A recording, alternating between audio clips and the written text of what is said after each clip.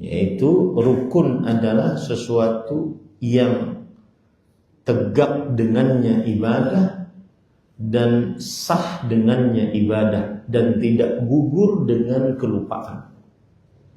Atau bahasa lainnya, bahasa lebih dalam dari ahli ilmu usul fikih, ma yalzamu min wujudihi wujud wa la yalzamu min adamihi wa yalzamu min adamihi adam dakhil al-amal.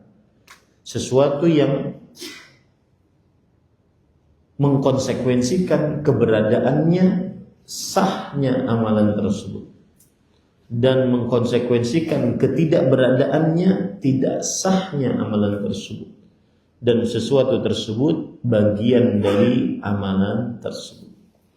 Itulah yang disebut dengan rukun. Adapun syarat, ada istilah lain yaitu asyarat, syarat sahnya sholat, rukun sholat, syarat sholat. Taib, syarat adalah pengertiannya al-alamah, tanda secara bahasa. Syarat pengertiannya adalah al-alamah, tanda secara bahasa. Taib, secara istilah syariat menurut ilmu usul fikih, syarat adalah alladhi yalzamu min adamihi al-adam wa la yalzamu min wujudihi wujudun lidzatihi wa la adam.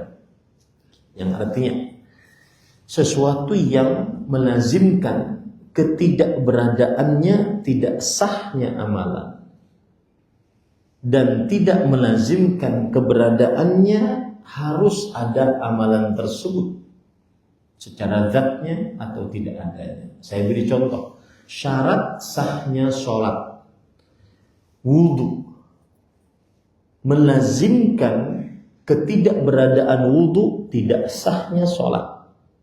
Melazimkan ketidakberadaannya wudu tidak sahnya sholat. Dan melazimkan dan tidak melazimkan keberadaan wudu harus selalu sholat.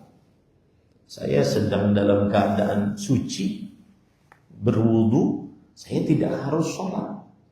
Tetapi kalau ingin sholat tidak ada wudu, maka tidak sah sholatnya. Itulah yang disebut dengan syarat, dan itu bedanya antara rukun dengan syarat. Jadi kalau ingin dikatakan apa bedanya rukun dan syarat? Rukun sesuatu di dalam amal ibadah tersebut, sedangkan syarat di luar amal ibadah tersebut. Rukun sholat adalah membaca Al-Fatihah, dan membaca Al-Fatihah bagian dari sholat. Syarat sahnya sholat berwudu, dan berwudu di luar sholat. Itu beda. Yang pertama dari perbedaan antara rukun dan syarat. Kemudian pada ikhwan dirahmati oleh Allah Subhanahu wa taala, perbedaan yang kedua adalah rukun. Jika tidak ada rukun, maka tidak pernah terfikirkan adanya amal ibadah tersebut, dan juga tidak pernah nampak amal ibadah tersebut. Beda dengan syarat. Syarat hanya menafikan amalan itu dari luar saja, dari luar saja. Contoh misalkan orang sholat tanpa berwudu, mungkin kelihatan orang sholat tanpa berwudu. Tetapi kalau ada orang sholat tanpa ruku, ini tidak mungkin terjadi.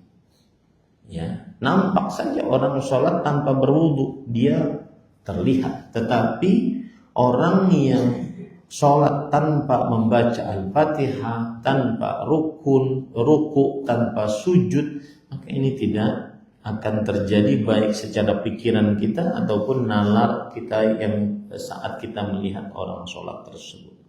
Nah, itu dua beda antara rukun dengan syarat.